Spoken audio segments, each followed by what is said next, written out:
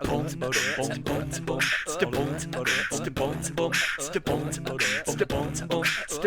Show. Hello and welcome to the podcast that explores the heartlands entertainment industries. I'm Brian. And I'm Neil. And today we're talking about stop motion animation. It's going to be awesome. We've got two awesome guests that are going to just like pull back the veils on all that craziness. How do they make Fantastic Mr. Fox? How do they make movies like Anomalisa and that kind of thing? But before we get into that, got to check in with Mr. Neil Newby here. How's it going, man? Oh, it's going fantastic, man. Living the dream every day. That's cool. What have you been working on lately? Man, it's been a lot of hunting and fishing. Loving every day. Getting out there, trying to film these guys, doing amazing things out in the wilderness. So you're working on a hunting and fishing show? Yes, yes. So currently I've been filming for some guys who do some local hunting and fishing TV shows on local channels. And then I got another guy who we go in February to see if he's going to get a spot on the Outdoor Channel. Nice. So, yeah, big cool stuff in the works. That's got to be, just a rockin' good time. Oh, yeah. Especially taking the gear out into the wilderness. Out into the wilderness, hoping that it never rains, hoping you're not killed by some creature. Hoping a rattlesnake doesn't just fall in your lap. Yeah, exactly. I didn't know water moccasins lived in trees. But by golly, surprise. Yeah. I haven't worked on anything like that recently. I have had a lot of free time recently. So like this is how I kill my free time nowadays is like I bro it out. I just go to the gym and bro out, man. Been trying to pump higher and tank tops and snapbacks, bro. Hey man, I got my first physical in like 2 years today and I am a picture of health.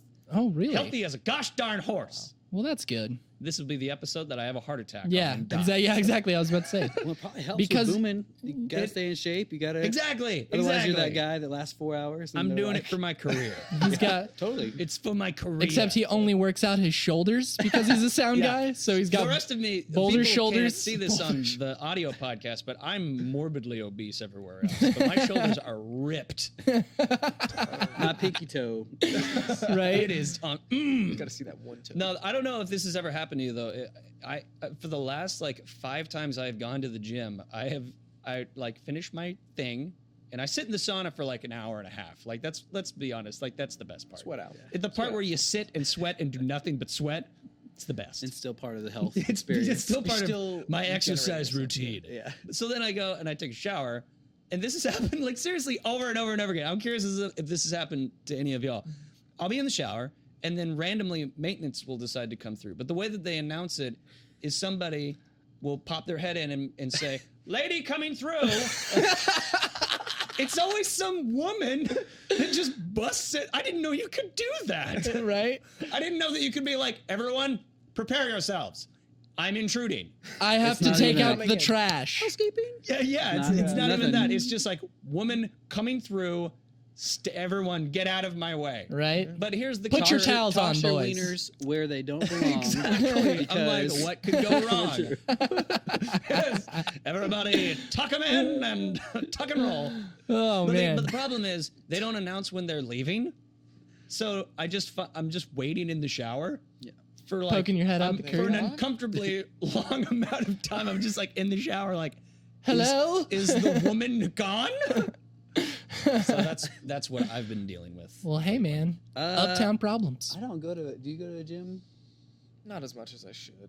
Yeah, we play basketball downtown. Our office is right by, or it's about a mile or so from that court downtown by the arena. Oh, nice. So they play every day at noon. So we try to go 2 or 3 times a week. Yeah, I last like 20 minutes until my lungs start to collapse, but it's all right. Hey man, it's fine. the thought that counts. Like as long as you're trying. This is gonna turn into a fitness podcast, right? As long as you're trying, bro.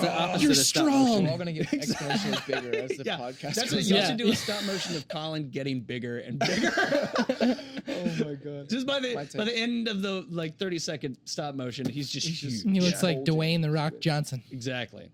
So for those of you who are listening and wondering who these other two sultry voices are. So, everybody, welcome to the show, Mr. Kyle Roberts and Mr. Collin Place. Yay! You just imagine that there's like a massive audience here. What's happening? So, Kyle, you've directed countless short films. You've got a superhero feature film, and you're now the creator of the Trolls stop motion show for DreamworksTV on YouTube. That's right. Which is freaking sweet. You've Throwing come a out some long way big since names. the first time that I met you. Yeah, man. Yeah, and we're gonna Absolutely. we're gonna dive into all that. But before we do, I have some trivia. I've got 2 trivia questions. So we're not gonna reveal the answers until the end of the show, but I'm curious if you two authoritas of the stop motion world might know a thing or two here. So, All right. trivia question number 1: who first used the stop motion technique? I'm out. Who first used the stop motion It's going to technique? be very, very early. Not in this room, but Right. ever. Right. It's going to be very early. Yeah. In film world. And then the second trivia question is, what was the name of the earliest claymation film? What was the name of the earliest claymation film? So all of you listeners, ponder that while you jog or while so you just drive. so they know, it has to be claymation, not some other form of stop motion.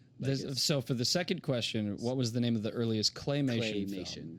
Yeah, claymation specifically, because there's I didn't even know that until I was researching for this conversation. Well, claymation is using cool wood. clay. Oh, Yeah. It's part of the title. Oh, I thought it was papaya. Right? Mud. We use mud. Yeah. Mud motion. No, that's something else. Oh, Yeah. dang it. Okay, so I'm just curious, like, because you've been doing stop motion now for how many years? Oh my gosh. Since 2012, I think. 2012. I've started just, Jeez. playing with stuff, posting on with like X-Men and Ninja Turtle stuff and posting Yeah. on YouTube, and they got millions of views. And I feel like I've been watching your stuff for forever. Where did you first learn how to do stop motion? Like where Well, it's kind of that start of, I don't know, 2007, 2008. It's kind of that digital age. The DSLRs were coming out and all these other things. And I think we may have done our first one in 2009, actually. It's because right before I got married, and I did my very first one was a Wall-E stop motion that I made for my wife. That was your first yeah, one? for So, Valentine's Day. Man, Because that's a Wall-E was like a freaking good good sweet one for your guy. first one. Oh, thanks. That's adorable.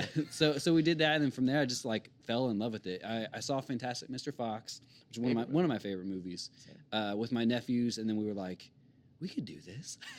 We could figure this out. And obviously we were, took several years to kind of master the craft, at least with toys and stuff. But yeah. I wonder how many careers have been made by somebody being like, I could do that. Yeah. I could do that. Like as simple as that. A Like, that's lot. the spark. And The especially the today. fire. Yeah. Yeah. Well, the technology nowadays is just like bonkers. Oh yeah, like with social media, and you have so many platforms to put your stuff out there now. It's anybody can be great. Yeah. Even me. Even me. What is the process of making stop motion? Well, actually, first of all, let's back up and let's talk about some of the different types of stop motion, because there are different types. Yeah. So we talked about claymation. So some call it stop motion, some call it stop action. A lot of times that's the European kind of way to say it. Well, I guess there's different frame rates of stop motion. There's Really? So if you call it shooting on ones, that's 24 frames a second. So Leica Studios, that's most of their films. So that's Box Trolls, Paranorman, Kubo, all their stuff's 24 frames a second. And this is even major feature stuff. Wes Anderson stuff, so Fantastic Mr. Fox and Isle of Dogs, which are both equally beautiful. That's shooting on twos, so that's 15 frames a second. Or actually 12 frames a second. interesting. So 12 frames to 12, yeah. Then why the difference? So there's kind of different theories of that. One, if you're shooting on twos, you're shooting 12 frames a second, you can animate it faster, literally twice as fast, because you're having to do less frames per second. Also, Like a it's workflow kind of gonna thing? it's gonna feel a little bit jerkier. So it's gonna have a little bit more of a stop motion feel. So say like Isle of Dogs and Fantastic Mr. Fox, almost anybody that sees it, they're like, yes, that's stop motion or claymation or something. And sometimes when people see the Leica stuff, they assume it's CG because it is so smooth. Right. Just your average consumer, and they're watching it and they're like, yeah, the animated movie, and it is an animated movie. Yeah. Most time when people say that, they mean 2D or CG or something, and not stop motion. So it's just different ways. Other element of that is if you pause any frame of like Fantastic Mr. Fox, there's not going to be any motion blur, so every frame is going to be kind of beautiful in its own right. Versus if it's 24 frames a second, most likely they're also going to add other, and that's what we do. Most of our stuff's 24 frames a second, and we're adding other motion blur and other things to it to kind of feel more real, sort of. Right. Yeah. So there's Sorry, stop motion, claymation, claymation. I mean, anything that stop motion is taking an object, a still object that would normally not move, and then moving it each frame, taking a picture, move it, take a picture, move it, take a picture, and through that form of picture, all of those pictures together is a form of animation. Okay. So instead of single cell drawing old Disney stuff or whatever, each picture you're literally taking the picture, taking the frame. And then you have shows like South Park, like they use, I don't know what I keep wanting to say Flash. It's not Flash anymore. It's not homestarrunner.com, but similar actually. Yeah. Now it's a lot more like flashy and stuff. Right. But back in the day, they actually used original. It's not stop motion when it, or is it? What's it called when it's just flat on a surface and you're just moving crap around? Is that stop motion? Is that just regular stop motion? They shot it? Let me tell you a thing or two. That's stop motion. I feel like it was just 2D animation, right? Like always, or was it stop motion at one point? I think at the very beginning, I think early seasons were Yeah, it was literally like cardboard cutouts and stuff. That they, So that's stop motion. So that's probably, it's called down shooting if it's all on a table and then they're just moving things. That's cool. It's interesting. Yeah, you can tell too, like the intros for the first couple seasons as well. You can see them moving stuff around for the intro. I have to check that out because it's going to have more of a handmade like aesthetic to it, I'm assuming. Yeah.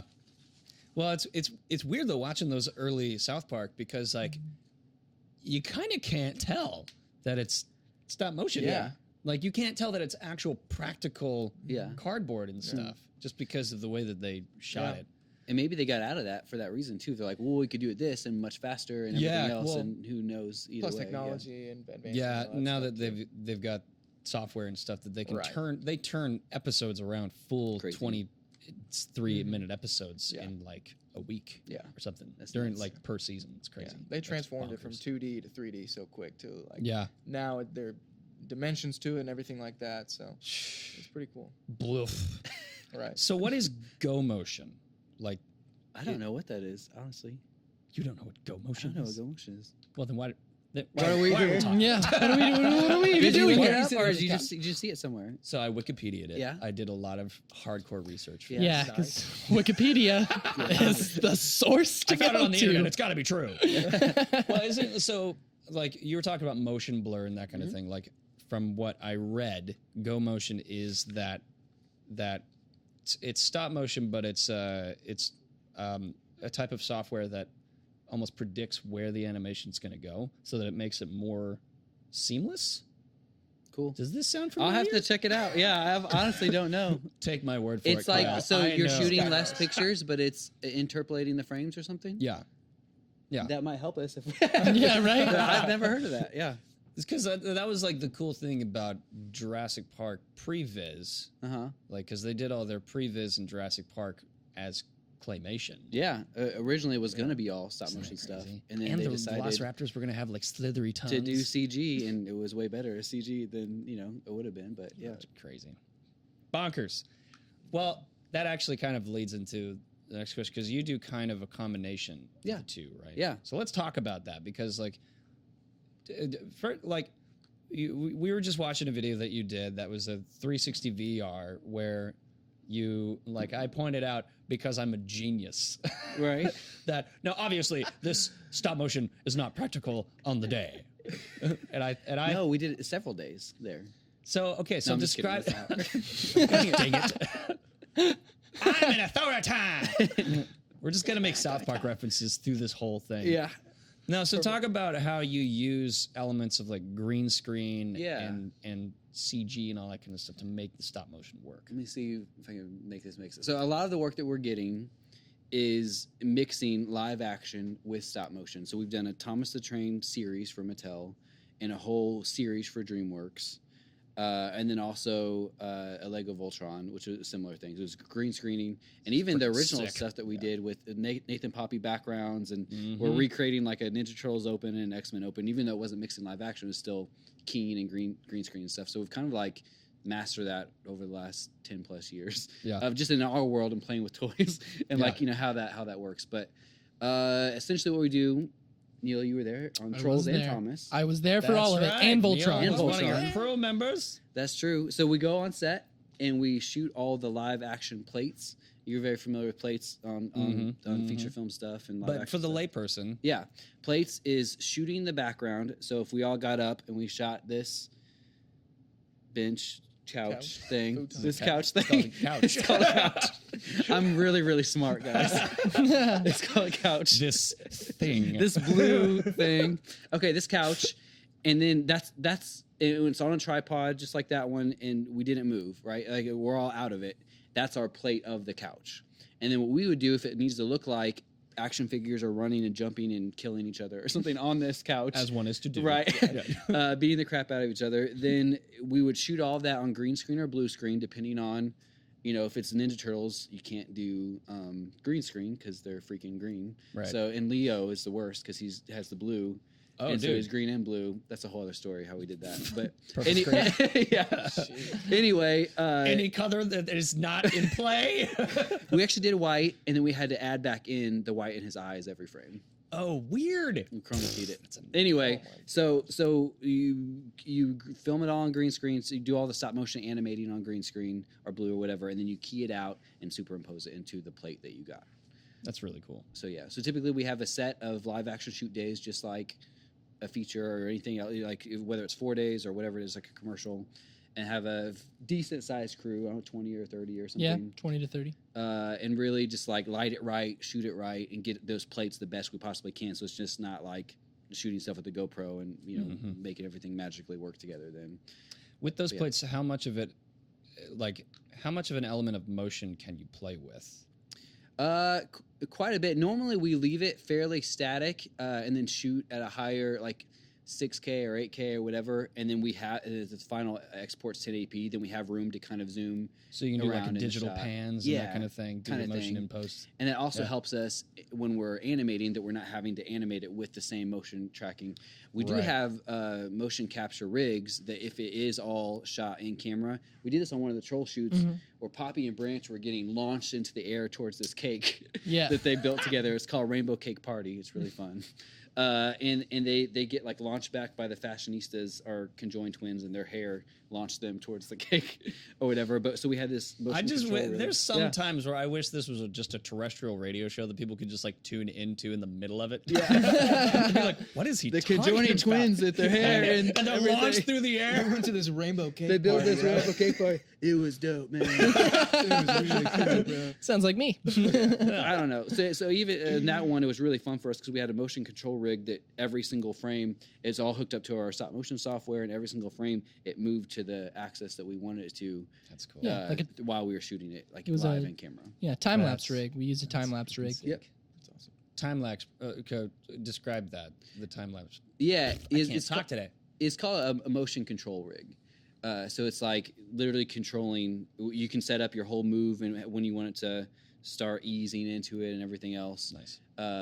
So it's just like all the different jibs and other things that it's like motion controlled, but this is like through stop motion. Every frame in a second and a half, you need to do this to this, and it's a full like 3-axis thing. And that's cool. Anyway, that's cool. Okay, I had a question about like dialogue and stuff like that. Like because one thing that's always baffled me about stop motion is, because like I have tinkered, and whenever I try to do anything, I want to see it. The motion. No, you don't. I do. Because it looks like the. We'll tell you how wrong it is, and then how to make it better. Right. It looks like someone. It looks like the character has just like abducted a body, and he's trying to figure out how it works. Because like motion, whenever these were people toys are moving around.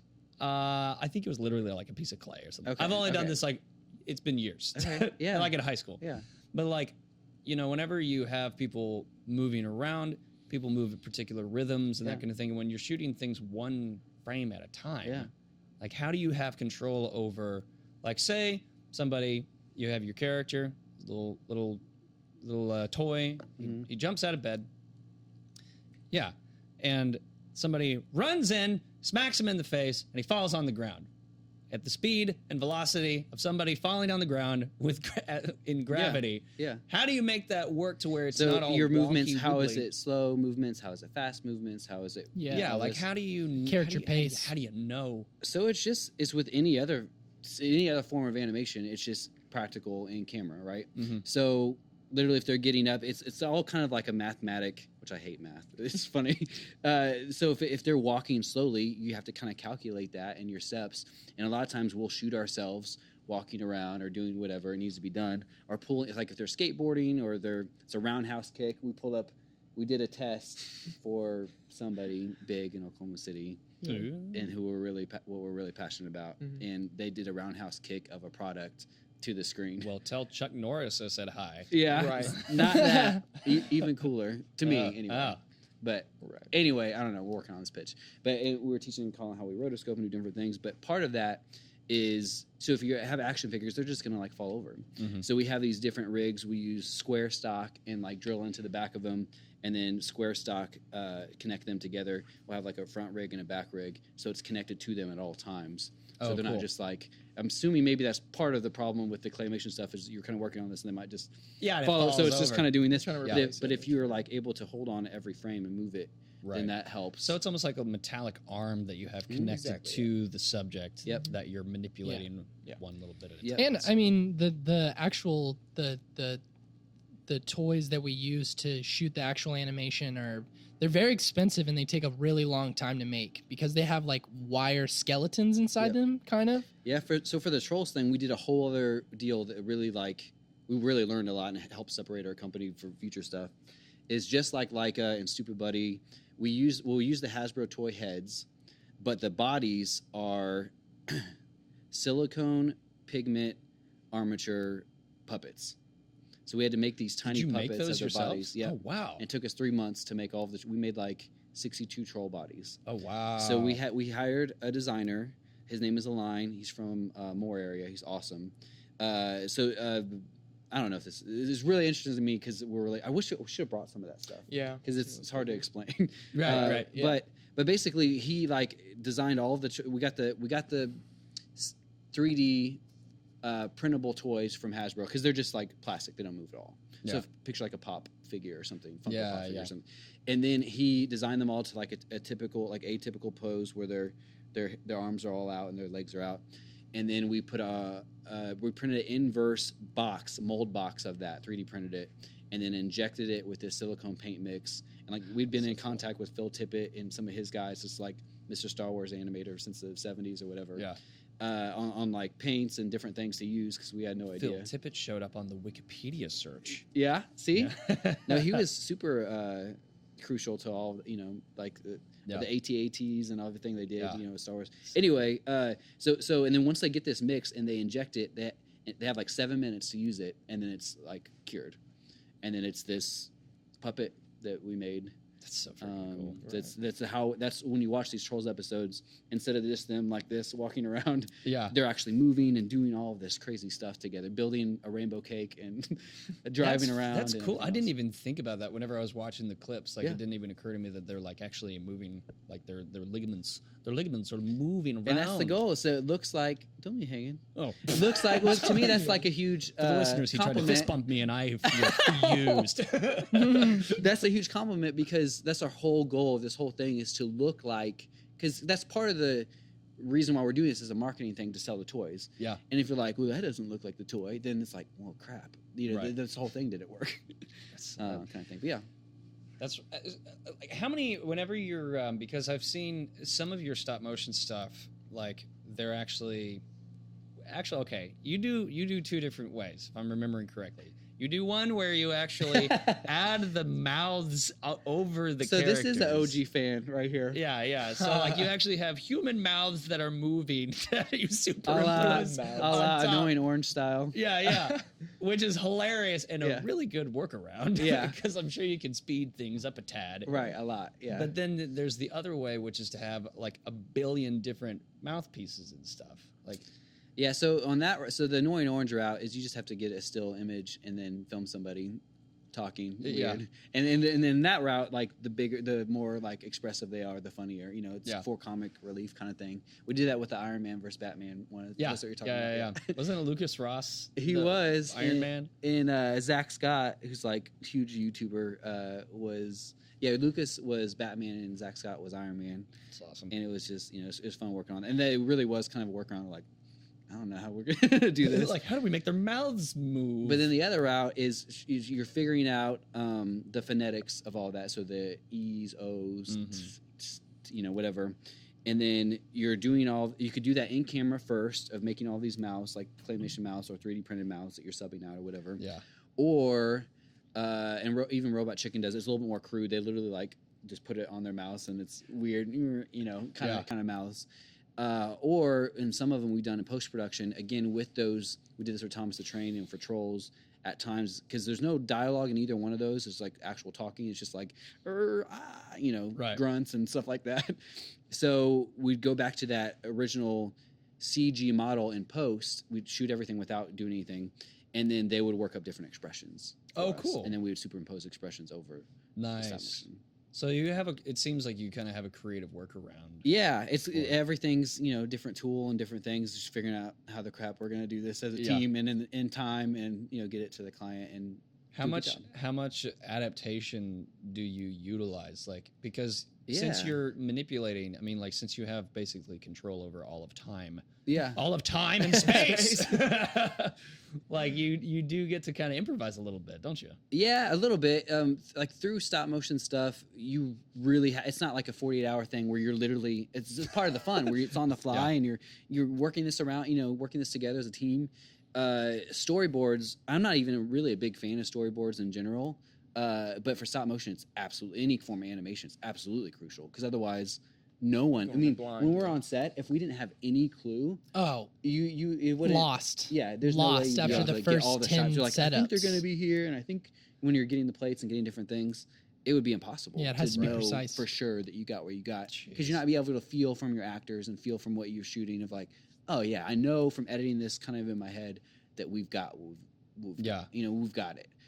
There's no way to know. And even through the stop motion, when it roughly takes us an hour per second kind of thing doing the animation. So if it's 4 hours for a 4-second shot, nope, not for this ADHD fella. Yeah, you can't. Well, that's the thing. I am too. But when I do stop motion, how much I go into do you consume? Exactly. I go into like this hyper focus mode, and it's weird. Well, that's ADHD. That's the other side of it. Like it's our superpower. Super focus. That's right. Yeah, that's right. That's right. That's why I don't take Ritalin, man. And it is. It's weird. Like 8 hours will go by, and I've done a few shots, and I'm like, what just happened? Yeah. Where am I? Yeah. What year is it? I have a beard now. Yeah. That's how this Let me see my children. They're grown. That's what my wife loves whenever I go into like super focus mode. Yeah. Because she's like, she can't break me away. Yeah. And it's a thing. Yeah, it is. It totally is. Yeah, I think we're actually divorced now. I'm so focused I wasn't there. Wow. Jeez. Breaking news. That's not true. Wait, in April, we don't know. No. So tell us about, like, we've been talking about the Trolls show. Yes. Give us the old elevator pitch about the Trolls show. Yeah. So on basically, DreamworksTV. how we got the job first? Yeah. So we got this job. They were talking to other studios. One of them was Stupid Buddy, who does Robot Chicken. They're a huge studio in LA. And they reached out to some of these studios. And since the 360 stop motion was something they wanted to do, they basically told them, we can't do that. Like that's not possible in today's technology. And then we were like, yeah. Oh, we got you. We got you. We saw that as a challenge. Yeah. We're like, we'll say we can't do that. Like, as a good creator should say it. Because we worked with them. We had a good connection with them already. They hired us to do the same intro treatment we did with Ninja Turtles and X-Men for their show Dino Trucks. To promote their toys. So we already had a kind of in with DreamWorks. So they contacted us next. Again, same call. And the guy was kind of even bummed. He was like, I kind of think I know the answer, but, do you think you could maybe do this or try this? And we're like, I don't know. We'll do a test, Yeah. So through this test. Give it the old college try. Yeah, it's the same workflow we ended up doing. And I don't mind even sharing some of it, but basically we got our shot of the 360 shot. So the reason why Studio said this is that we all use Dragon Frame stop motion, like every Leica. Is that the name of the software that you're using? Leica everybody. Dragon Frame stop motion. So if you're looking to get in stop motion, it's like $300. So as an entry level thing, if you're really passionate about it, yeah. Anyway, but Dragon Frame doesn't take in 360 cameras at all. Oh, so it won't allow you to input it and like shoot it, live in camera like you would want to or normally do. So we had to build this whole workaround in After Effects of getting our plate shot that ends up being this giant, super skinny shot together that stitches. And then doing the same thing that we do with our green screen trolls stop motion animation stuff and our animation days, and then superimposing that with a similar way you would incorporate that in a VR video with like a lower third or something that is a flat 2D graphic. Oh, okay. And then we superimpose it in all the world. So we had some limitations. They couldn't. This is really going behind the scenes, but they couldn't like jump over the camera. They kind of had to be in certain areas of the room to make that possible. Nice. But we did, yeah. That's cool. And I was curious, like before you guys got here, like, whenever we're preparing for these conversations and stuff, like my mind kind of goes like, where can we take the conversation? Where do you think the technology is taking us? Because now like VR is getting more and more advanced. Well, apparently it's go motion. It's go motion. It's all about the go motion. No, man, I love that. We're actually doing all these tests for augmented reality through stop motion too. Like a big part of what we do is just playing. Like we did one of the first music videos on an iPhone or whatever that got a bunch of, because it's not because I was like, this is going to be a great idea and get it. It's because it came out and this is a thing and let's play with it and let's make something. And that was a Chase Kirby video, wasn't it? We did, yeah. Actually, it was a Dr. Pants video called Sarsaparilla Girl Pants. at Pops. Taking it back. And then through that, Nokia hired us to do a Denver Duncan one and a Chase Kirby one. Nice. Which is like just by playing, So cool. So that's a good piece of advice for the listeners that are wanting to get into just filmmaking in general. Don't be afraid to play. Yeah, I love, I've said this for a long time now, but I love this day and age we live in, that it's not about how much money you have and all the, studio and equipment and everything else. It's the most creative wins. Like, end of story. If you're going to make something that's interesting and creative, people will see it and will take notice. If it doesn't happen right away, that's fine.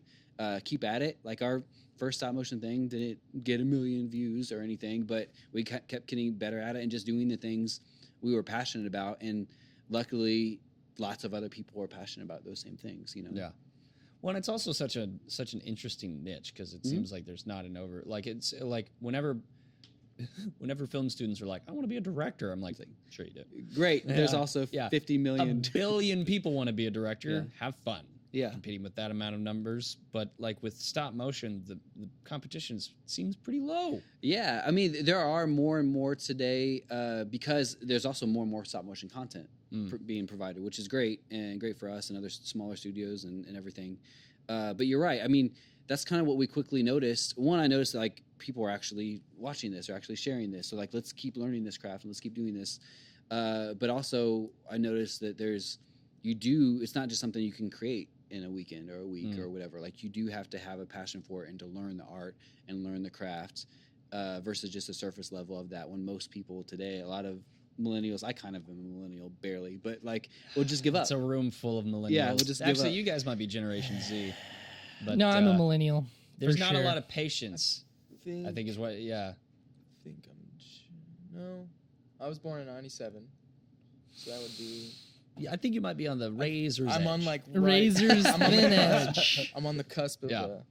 But yeah, no, I mean, like, it does seem like a generational thing of like a lack of patience. Yeah, I know sure. I and my ADHD self have a hard time with patience all the time. Well, it's part of that, and it's part of just, this is a whole other topic, but everything we're inundated with, and this thing that like controls our life, distracting, and just everything's every second, cell phones, and all at our computers. fingertips, and all this other stuff that's like, oh wait, you gotta like work at that. It's like, oh man, you mean they're not gonna just hand me this? Well, shoot, because everyone just sees stop motion is a great example of that. They see this final 30-second Voltron thing. It's like, oh, that was 2 months. Oh, screw that. You know, forget that, bro. I'm a DP. I have a DSLR. I can do anything. Yeah. And that, I mean, and for us, that's the joy of when it actually looks like the toys are kicking the crap out of each other or doing, it's all. So we're teaching Collin rotoscoping and other. So it's all, the rotoscoping takes about as long as the stop motion takes. Nice. So even in post of cropping out frame all the by things frame. that we hook up to it, frame by frame. Wow. But that's the part that really separates it. Without that, you don't get that smooth, clear animation. And stop motion. And just for the listeners, rotoscoping is rotoscoping is essentially, so all those metal weird things we use to hook up to the toys, we have to go in and we draw masks in After Effects and crop that Photoshop that out. Right. Something frame by frame. So if there's... And when you say mask, you mean... yeah, you mean Photoshop it out. Yeah. My job is partially just to be the terminology referee. Terminology referee. So my job is also to create as many weird, awkward moments as possible. Totally. What do you guys got coming in the future? What do you think, Colin? Well, there's a lot of stuff in the works that could possibly be some pretty big things for Reckless and just for Oklahoma too. You know, for OKC to be able to kind of have this, I feel like it's really special for Oklahoma, and I think that separates us from a lot of different places. Because what I've seen a lot of the times too is people from out of state will move here, and they'll be like, well, Oklahoma's great. You know, this is a great place to raise a family, great place to grow up. Great place to grow, Edmond, whatever. The traffic is not terrible. It's not the worst thing, but it's not the best thing. You win and lose at different times of the day. But you know, like I said, I think it just separates Oklahoma from a lot of different places, and I think that's just a unique thing that we can bring to the table if, you know, the opportunity presents itself. Yeah. Well, and the tax rebate has been great for us too. DreamWorks took full advantage of that, and they're trying to increase it. Do you guys know about all this? I know. Like, knock on wood. Yeah. Hopefully, actually, by the time this release, like, it actually will be increased. Right. Can we talk about any of that? Or yeah, of course. Yeah. They're trying to. Do you guys already shared It's this always on anything, constantly or? going back and forth between them trying to kill it and them Yeah. trying to It's either gone or we have a lot of it. It's going to be. They're trying to increase it to 10. Right. And then in the bill, they're trying to actually have. Do you know all this, or am I like?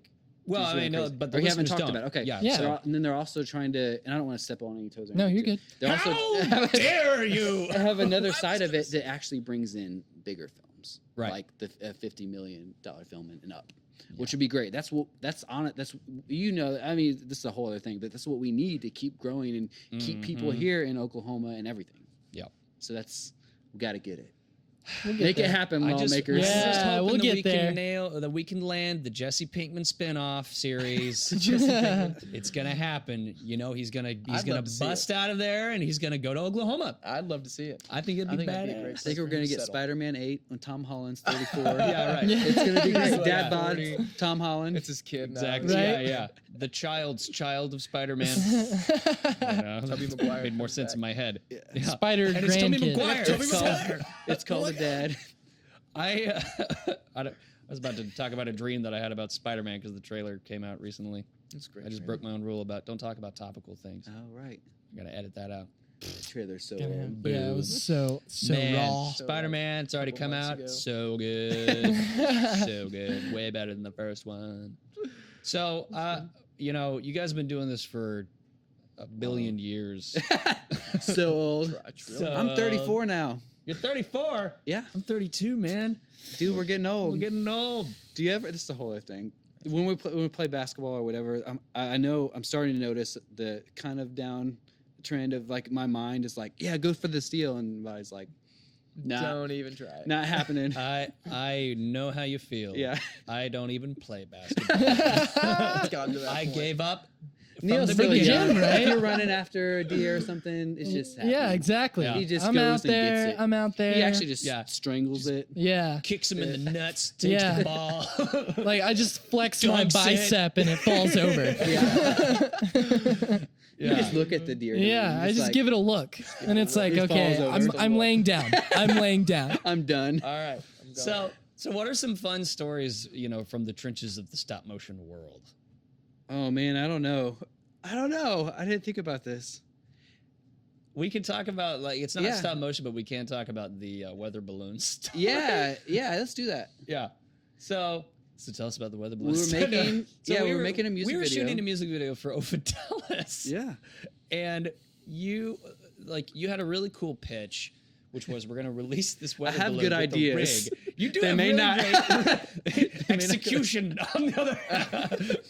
So you released a weather balloon that had this rig on it, a really elaborate rig where, like, We actually did a lot of research into this and where we thought it was going to land. You know, Oklahoma wind, impressive. honestly, you never know. Yeah. And we calculate it's probably going to go about here. It went like an hour and a half southeast or something from where we were. Right. It traveled. I It just was a traveling imagine, balloon. I just imagine you guys around a table with schematics and maps and like numbers floating through the air. Yeah. Get me my protractor. It was actually really interesting doing that whole thing because the jet stream is way different, of course. Nerds with this, I don't know. I really didn't know a lot about going into it. It's way different than our wind in stream on the level.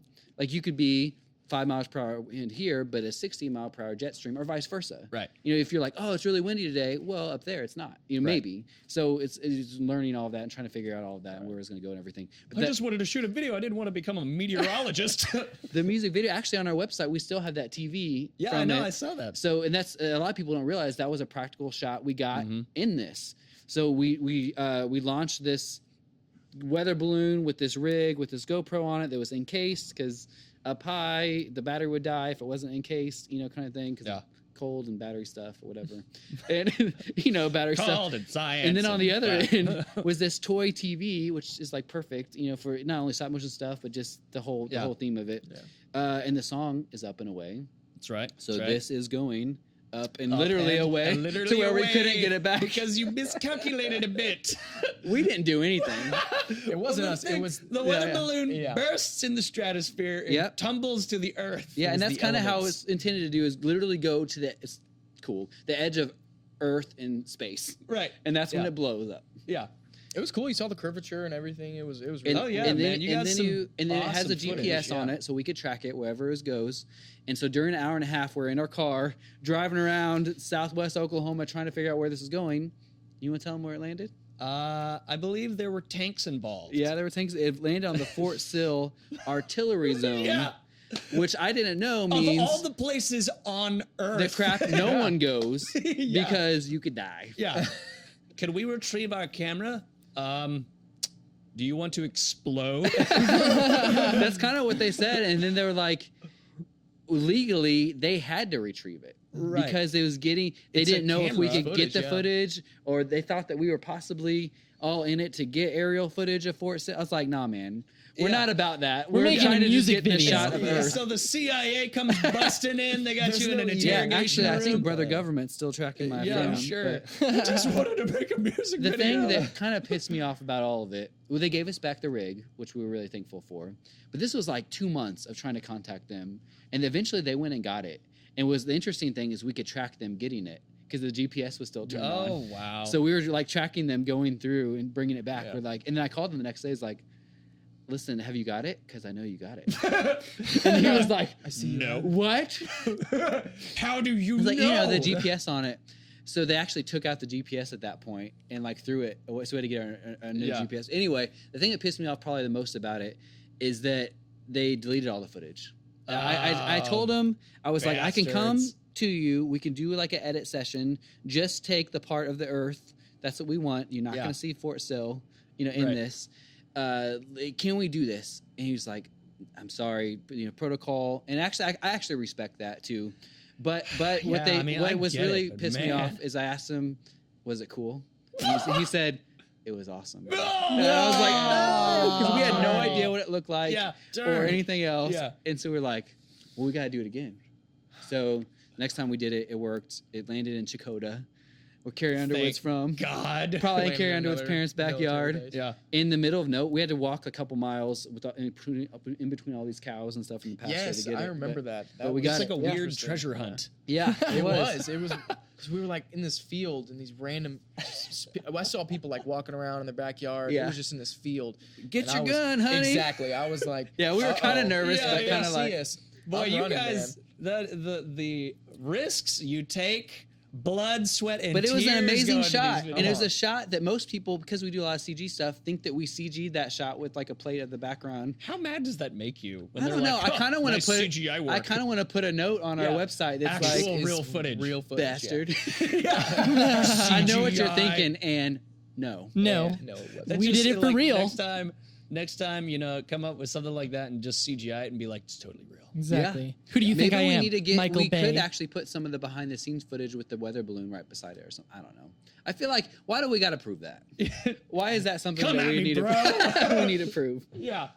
You did it. You know you did it. Yeah. That's all that Right? matters. You done 360 VR stop motion and all this amazing things, Voltron, all this great stuff, and people are like, so was the balloon shot? Was it real? Was it real? Come Was on. it real? This is fake. Fake news. Right? Fake news. Everyone knows the Earth is flat. Yeah, I was gonna say Oh, silenced man. all the flat. But honestly, we're just big kids. We like Yeah. everything is just. It's a lot of fun, but it's a lot of hard work too. Just Right. like anything that's worth it in our career. That's awesome, man. So, what advice would you give to somebody, some young student out there that's wanting to get into stop motion? Like, what words? This of is wisdom? what I'm sure everybody says. Just do it. Like, just that's all we saw Fantastic Mr. Fox, and we're like, we could try this. We could do something. So, especially you could. There's a great. It's called Stop Motion Studio. It's a free app on your iPhone or iPad. That's what we teach in classes and different things. That just go out and play. If you like action figures, play with some action figures. Then you start to figure out the movement of it, how to tell the story, how to get your. All of that's just the basic of everything. How to composite a shot. Just all of it. Nice. That's awesome. Just do it. Yeah. Well, guys, you want Good to advice. answer these trivia questions? Ooh, yes. Let's answer some trivia questions. Okay, so at the top of the show, Wallace and Gromit. we had correct on both of them. In 1992. Right. All right. So at the top of the show, I asked two trivia questions. The first one being, who first used the stop motion technique? You guys got any theories? I don't know. I'm gonna guess that it was early, like it was like the 20s. You are warm. Yeah, I want to say it's even earlier than that. I want to say it's like 1890s. It's not Homeboy, right? With the museum. That was correct. Homeboy. Homeboy. It was What's Homeboy. the museum? I should know this. That they had at the art museum, the whole Ray Harryhausen. It's not Ray Harryhausen, right? It's not Ray Hair. Yeah, it was before that guy. him. Yeah, Yeah. because that was I like was actually shocked to learn just how early it was that the stop motion was first kind of originated. The first instance of stop motion can be credited to Albert E. Smith and J. Stuart Blackton for Vitagraph's The Humpty Dumpty Circus in 1897. 1897. I Neil was close. Yeah. yeah. In that was which good. So that's not even filmed. That's so. What's it? Graphs? so it's a toy circus of acrobats and animals come to life. Yeah, but you said something of graphs. Vitographs. Is that? Have you seen the kids' book Gallop? Is that kind of like that, where you can turn it and it's That's a good basically a question. form of stop motion? And we'll answer that trivia question on next I week's think that's show. what that's called. I bet you. It sounds right. Anyway, yeah. That sounds right. Yeah. But yeah, 1897. That's crazy. It's pretty early on. That's the thing. Like film did not become a thing until the 1900s, right? Yeah. So I think you'd have to be right. Right. Yeah, it's before all. So of you that. could say that stop motion has existed pre-film. Yeah. Jeez. Yeah, the form of pictures moving. So a flip book is a form of stop motion. Right. By golly, Stick mind figure flip blown. book. Look So at essentially, that. I think Every what day. that is it's where you maybe it's 15 frames and you can turn it Yeah. and it's moving. That's of thing. crazy. Yeah. So here's the second trivia question. Yes. What was the name of the earliest claymation film? I'm gonna say in this case, is it a feature?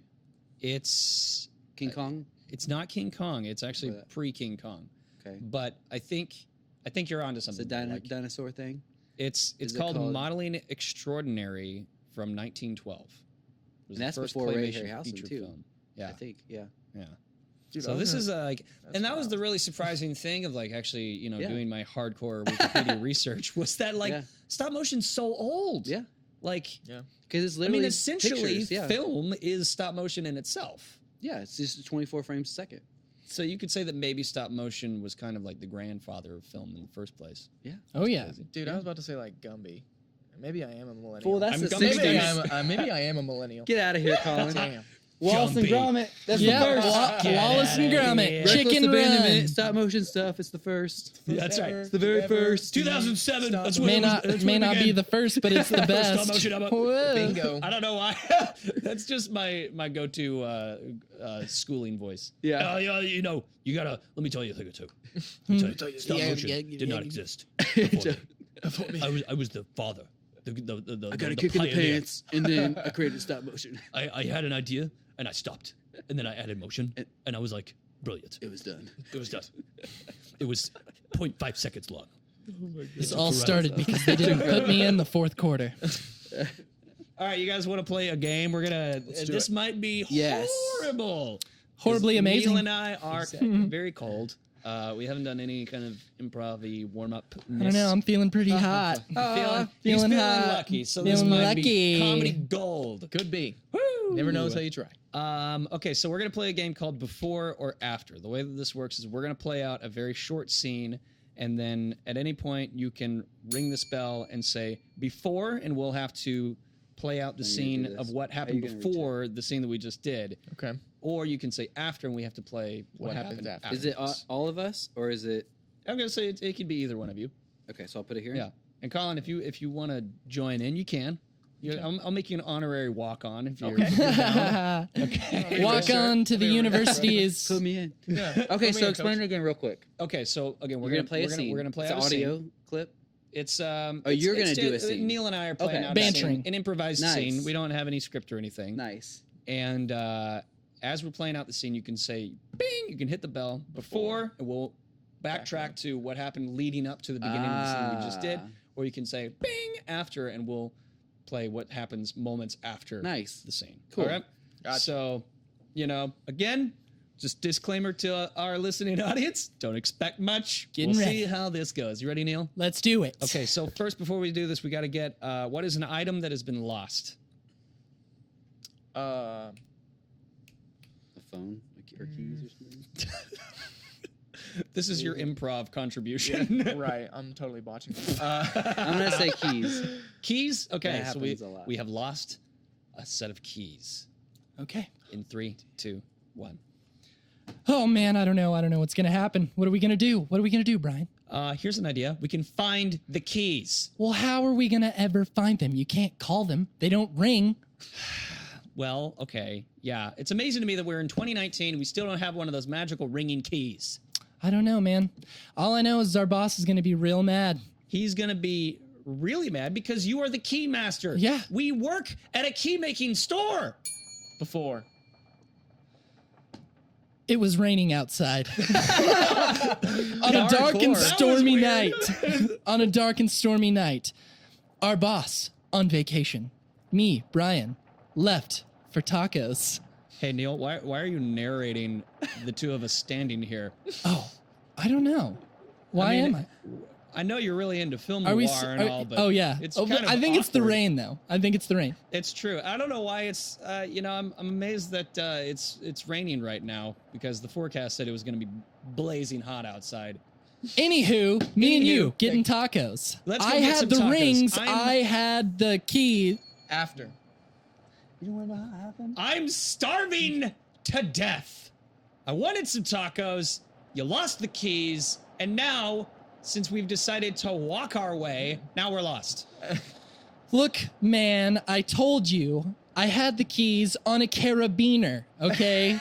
They were on my pants, but they came off. What have I told you about carabiners? That kids love them. Kids Well, love besides carabiners. that, I tell you that kids are always losing them. They love them because they keep losing them, so they keep getting more. Yeah. That's why they love them. Yep, they lost them, just like we lost the keys. Well, you know what? At this rate, we by the lost time we the get to the keys. taco joint, it's going to be not even lunchtime anymore, and they're I probably know. going to be closed. I know, Jerry's gonna be so mad. It's okay, though. These keys, I mean, what are they even for? You know what? That's a great point. See?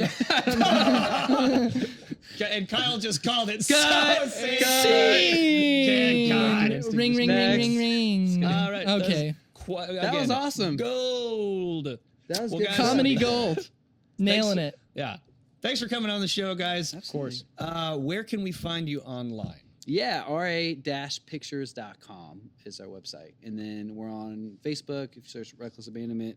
And Video Kyle is my Video Kyle. Instagram and Twitter. We Video probably need to get one for Kyle. Reckless, but yeah, You should do that. should do that. Video Kyle. If you take away one thing from tonight, it's that Should you get need it. to Should get unified just for social Reckless. media. 100%. Everything has to be the same. Yeah. That's awesome. And then Collin, you're also an actor. So before we say goodbye to you, I want to plug you. Where can we see some of your work? Yeah, so you can find me on pretty much anywhere from IMDb, Twitter, Instagram, Facebook. Twitter, you can find me at no, actually, I changed it. It's Who You Collin. Like, Clever. Man, we should have had him in the I'm improv. the absolute worst, I swear. And on Instagram, you can find me just Collin P12, Collin P12. Beautiful. Yep. Well, awesome, guys. He Thank you created so it when much. he was 12, actually. You opened our brains into the world of stop motion. Yes. Well, if you like what you have heard and you'd like to be a part of the journey, you can go over to patreon.com/OkieShowShow. And in the meantime, go check us out at OkieShowShow.com, Facebook, Twitter, Instagram, all Okie Show Show. And that's pretty much it. We will see you guys in the next 2 weeks. Bye. See you guys.